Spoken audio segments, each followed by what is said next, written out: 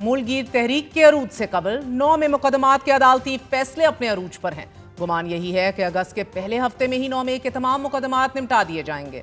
तहरीक इंसाफ का मौजूदा स्टेटस ये है कि उमर अयूब, शिबली फराज, साहबजादा हामिद रजा, जरताज गोल, सीनियर क़यादत समेत तकरीबन 200 रहनुमाओं को 10-10 साल कैद, जबकि आरिफ अलवी, गंडापुर समेत पीटीआई के 50 रहनुमाओं के वारंट गिरफ्तारी जारी हो चुके हैं। आज फैसलाबाद इंसदाद दहशतगर्दी की अदालत ने या के बाद दीगरे 3 मुकदमात में फैसले दिए। पहला मुकदमा हसास इदारे पर हमला, 185 मुल्जिमान में से 108 मुल्जिमान को 10-10 साल की कैद सुना दी गई। गुलाम मोहम्मद आबाद में दर्ज दूसरा मुकदमा कि जिसमें 67 मुल्जिमान में से 60 मुल्जिमान को सजाएं सुना दी गई। तीसरा मुकदमा कि जिसमें 32 मुल्जिमान में से 28 मुल्जिमान को सजाएं सुना दी गई, जबकि 4 मुल्जिमान फवाद चौधरी, जैन कुरैशी, ख्याल कास्त्रो और अब्दुल्ला डम्मर भी बरी हो चुके। इस मुकदमे में मजमूई तौर पर 107 मुल्जिमान नामजद थे। 32 का ट्रायल हुआ। इंसदाद दहशतगर्दी की खसूसी अदालत ने पहले 2 मुकदमात का फैसला सुनाया कि जिसमें 168 मुल्जिमान को 10-10 साल की सजा सुना दी गई। रुकन कौमी असेंबली जरताज गुल, हामिद रजा, उमर अयूब को 10 साल कैद की सजा, जबकि जुनेद अफजल शाही को 3 साल कैद की सजा सुनाई गई कि जो कि तमाम अफराद की दी गई सजाओं में से सबसे कम है। एटीसी के जज ने अपने फैसले में लिखा है कि 9 मई की जानबूझकर अच्छी तरह सोच समझकर मंसूबाबंदी की गई थी। मुल्क भर में 300 से जायद हमले किए गए। ये एक बगावत नजर आती है। चंद रोज कबल इंसदाद दहशतगर्दी अदालत ने नाजरीन तहरीक इंसाफ के अहमद चट्टा, अहमद खान बिच्छर, डॉक्टर यास्मीन राशिद और मियां महमूद रशीद समेत दीगर मुल्जिमान को 9 में केसेस में मुजरिम करार देते हुए 10 साल की सजा सुनाई थी। इधर सजाएं सुनाई गई और उधर इलेक्शन कमीशन ने रहनुमाओं को डी-सीट करने का नोटिफिकेशन, जबकि फौरी बाद पंजाब असेंबली सेक्रेटेरिएट ने भी अहमद खान बिच्छर को अपोजिशन लीडर के ओहदे से हटाने का नोटिफिकेशन जारी कर दिया। आज ही के दिन इस्लामाबाद के इंसदाद दहशतगर्दी अदालत के जज अबुल हसनात जुल्करनैन ने तहरीक इंसाफ रहनुमाओं के वारंट गिरफ्तारी भी जारी कर दिए हैं। अदालत ने साबिक सदर आरिफ अलवी, चीफ मिनिस्टर खैबर पख्तूनख्वा अली अमीन गंडापुर, साबिक स्पीकर असद कैसर, साबिक वफाकी वजीर हमाद अजहर, आतिफ खान, अब्दुल कयूम नियाजी, शिबली फराज, फैसल जावेद और सलमान अकरम राजा के वारंट जारी कर दिए हैं। इसके अलावा अदालत ने रऊफ हसन, मुराद सईद, अहमद नियाजी, शोएब शाहीन, आजम खान स्वाति, उमर अयूब, साहबजादा हामिद रजा, अलीमा खान, शेख वकास अकरम, कंवल शौजब, शानदाना गुलजार और शेर अफजल मरवत के भी वारंट गिरफ्तारी जारी कर दिए हैं। तहरीक इंसाफ रहनुमाओं के वारंट थाना कराची कंपनी में दर्ज 2 मुकदमात में जारी किए गए हैं।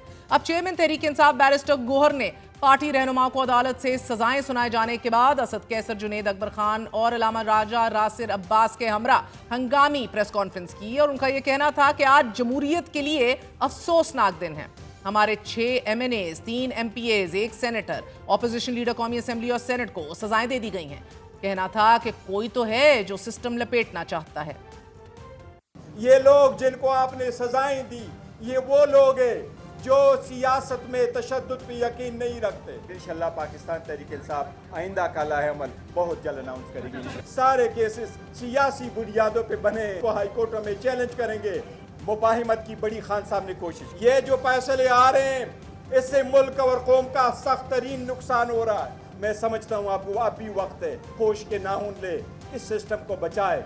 अदलिया की तरफ, उम्मीद की तरफ देखते हैं, अदलिया से लोग मायूस हो रहे हैं। बाकी जो मेंबरान असेंबली है वो असेंबली में बैठेंगे। मैं कहता हूँ इस पे फैसला करेंगे क्या असेंबली में अभी बैठना भी है या नहीं। सो आप भी देख सकते हैं तहरीक इंसाफ बका की जंग में जिस बंद गली का चुनाव कर चुकी है, वहां ना तो जमात की सियासत के लिए कोई गुंजाइश दिखाई दे रही है, ना सूबे की हुकूमत के लिए, ना ही कैदी नंबर 804 की रिहाई के कोई इम्कानात दिख रहे हैं। नाजरीन, एक्स पर पोस्ट में सेनेटर फैसल वाडा का यह कहना है कि कौम को वक्त से पहले बता दिया था कि तहरीक इंसाफ के नजरियाती लोग जो बानी और तहरीक इंसाफ की पीठ में खंजर घोंप रहे हैं, बशमूल मेरा दोस्त गंडापुर जो अपने इक्तदार के आखिरी मराहिल में है और इस वक्त भी अपनी खिदमात पेश कर रहा है ताकि बचत हो सके। सेनेटर फैसल वाडा ने कहा है कि कैसे कैसे खंजर मारा गया, ये सब कौम को वतन वापस आकर बताऊंगा। सेनेट में तहरीक इंसाफ की 8 सीटों की बजाय 5 सीटें कैसे और क्यों? मुराद सईद को सेनेटर बनाने के पीछे क्या कहानी है? फिर अचानक से गंडापुर और पार्टी का इदारों को बदनाम करने का सिलसिला आखिर क्यों अचानक शुरू हो गया? सब बताऊंगा। आने वाले दिनों में तहरीक इंसाफ का एक खतरनाक मंसूबा मंजर आम पर भी लाऊंगा। सजा याफ्ता होने के बाद नाजरीन तहरीक इंसाफ की तमाम सीनियर क़यादत नाअहल हो जाएगी। नशिस्तें खाली हो जाएंगी और दोबारा इलेक्शन कराना पड़ेगा तो क्या एक बार फिर सालिम सियासत की हैयत बदल दी जाएगी? एक तरफ अपोजिशन की तहरीक से पहले गिरफ्तारियां अरूज पर हैं तो दूसरी जानिब हुकूमत का रवैया यह है कि अपोजिशन की ऑल पार्टीज कॉन्फ्रेंस के सिलसिले में तहरीक तहफ़्फ़ुज़ आईन पाकिस्तान की मरकजी क़यादत इस्लामाबाद के निजी होटल पहुंची, लेकिन मकामी होटल की इंतजामिया ने बुकिंग ही कैंसिल कर दी। महमूद खाना चकजई, मुस्तफ़ा नवाज खोकर, असद कैसर, मोहम्मद जुबैर सरदार, अब्दुल क़य्यूम नियाज़ी और मकामी होटल जब पहुंचे तो ऑल पार्टीज कॉन्फ्रेंस में शरीक रहनुमाओं ने प्रेस कॉन्फ्रेंस कर डाली, जहां मुस्तफ़ा नवाज खोकर का यह कहना था कि मुल्क में पीका कानून और काला कानून नाफिजुल अमल है। ये फस्तायत और फैशिज्म है कि अवाम हुकूमत के साथ नहीं, लावा फटने को है।